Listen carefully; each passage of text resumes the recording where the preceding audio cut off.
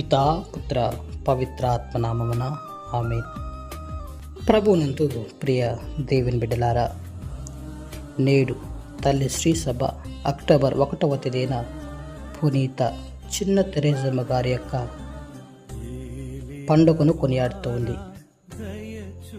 వీరు ఎల్లప్పుడూ కూడా తమ యొక్క జీవితంలో క్రైస్తవత్వాన్ని తూచా తప్పక పాటించింది.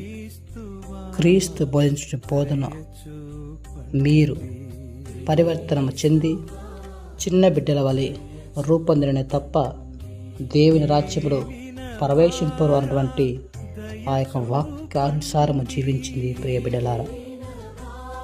అందుకే ఈ బిడ్డలో ఎల్లప్పుడూ ఓర్పు, నిర్మల హృదయం, ప్రార్థన తత్వం అనే సుగుణాలు నెలకొని ఉన్నాయి. వీరు ఫ్రాన్స్ దేశంలో లూయిస్ జూలీ అనే దంపతులకు జన్మించి ఉన్నారు. తల్లిదండ్రులు ఈమెను ఎంతగానో అలారు ముద్దగా పెంచి ఉన్నారు. ఈమె కుటుంబంలో 9వ సంతానం. ఎంతగానో అందం కలిగినటువంటిది, ఎంతగానో తెలివి కలిగినటువంటిది, ఎల్లప్పుడూ కూడా దైవ ప్రేరణతో జీవిస్తూ దివ్య తేజస్సుతో ఎల్లప్పుడూ కూడా వెలుగొందుతూ ఉండేది. ఆమె చిన్నతనంలో నుండి మఠాలయంలో చేరాలని ఎల్లప్పుడూ కూడా ఒక ఆశను తన జీవితంలో కలిగి జీవిస్తూ ఉండేది. కానీ దురదృష్టవశాత్తు ఆమె చిన్నది కాబట్టి, వయసులో చిన్నది కాబట్టి ఆనాటి కార్మెల్ సభ పెద్దలు ఆమెను వారికి అనుమతి ఇవ్వలేదు. అయినా కూడా ఆమె ఆ మఠాలయంలో చేరాలని ఎంతగానో ఆశిస్తూ ఉన్నది. అయితే కొన్ని రోజుల తర్వాత ఆమె 15 సంవత్సరాల వయసులో ఉన్నప్పుడు తండ్రితో రోముకు వెళ్ళే అవకాశం దొరికింది.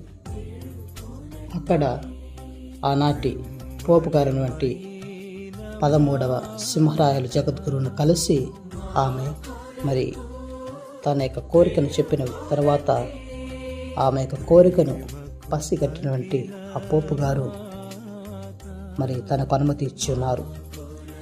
1888వ సంవత్సరంలో ఆమె మఠాలయంలో కాలు మోపింది. మఠాలయంలో కాలు మోపిన కొన్ని రోజులకే ఆమె తండ్రి పక్షవాతముతో మంచాన పడి ఉన్నాడు. భరించలేని బాధను దిగమింగుతూ తన యొక్క ఆశ్రమ జీవితాన్ని కొనసాగించింది.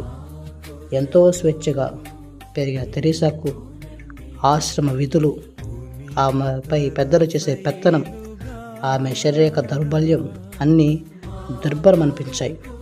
అయినా కూడా తన యొక్క బాధలను ఎంతగానో ప్రేమతో దిగమింగుతూ తాను దేవుని హస్తాలలో ఒక చిన్నారి బిడ్డగా భావించుకొని అతని ప్రేమలో లీనమైంది. క్రీస్తు సువార్త ఈ లోకములో ప్రకటింపబడాలన్నటువంటి సత్యం దానికోసం ఎల్లప్పుడూ కూడా ఈ యొక్క పుణ్యస్త్రీ అహర్నిశల రాత్రి భవన్లు ప్రార్థిస్తూ ఉండేది. మనిషి ఎంతకాలం జీవించాడు, ఎలా జీవించాడు అని కాదు, కానీ ఎంతగా జీవించాడు, ఎంత గొప్పగా జీవించాడు అంటే దానిని ఈ పుణ్యస్త్రీ మనకు నేర్పుతూ ఉంది. 1895వ సంవత్సరంలో చిన్న తెరేజమ్మ గారు అనారోగ్యం కారణం వలన మంచం పట్టి ఉన్నారు. అయినా కూడా భరించలేని బాధను దిగమింగుతూ మౌనముగా నేను కూడా ఈ యొక్క బాధలను క్రీస్తు ఏ విధంగానైతే శిలువలో నా కోసం మరణించాడో, నా కోసం శ్రమించాడో, నా కోసం కష్టాలు పాలయ్యాడో అన్నటువంటి దాన్ని ఆమె స్మరించుకుంటూ ఎల్లప్పుడూ క్రీస్తు పాటలలో పారపంచుకుంది. ఈమె యొక్క పుణ్య జీవితాన్ని చూసినటువంటి ఆనాటి శ్రీసభ పెద్దలు 1925వ సంవత్సరంలో ఈమెకు పునీత పట్టం కట్టి ఉన్నారు. ఈ విధముగా ఆమె ఎల్లప్పుడూ కూడా ఒక గొప్ప బిడ్డగా, పుణ్యాత్మురాలిగా కొనసాగుతూ ఉంది. కనుక ప్రియ దేవుని బిడ్డలారా, ఈ పుణ్యాత్మురాల్ని స్మరించుకుంటున్న మనం ఏం నేర్చుకోవాలి? తాను తన జీవితంలో ఏమీ గొప్ప కార్యములు చేయకపోయినా తాను చేసే చిన్న చిన్న కార్యాలలో క్రీస్తు ప్రభువును ఆమె అనుసరించింది. క్రీస్తు ప్రకారము జీవించింది. క్రీస్తు ప్రభు యొక్క ఆలోచన విధానం ప్రకారం జీవించింది. కనుక ప్రియబిడ్డలారా, మన జీవితంలో ఈ యొక్క పుణ్యాత్మరాలి యొక్క ఆదర్శప్రాయాన్ని అనుసరిస్తూ ఎల్లప్పుడూ దేవుని ప్రియబిడ్డలుగా మారడానికి కావలసిన శక్తిని, అనుగ్రహాన్ని ప్రసాదించమని ప్రభుని ప్రార్థన చేద్దాం. దేవుడు మేము దీవించును గాక.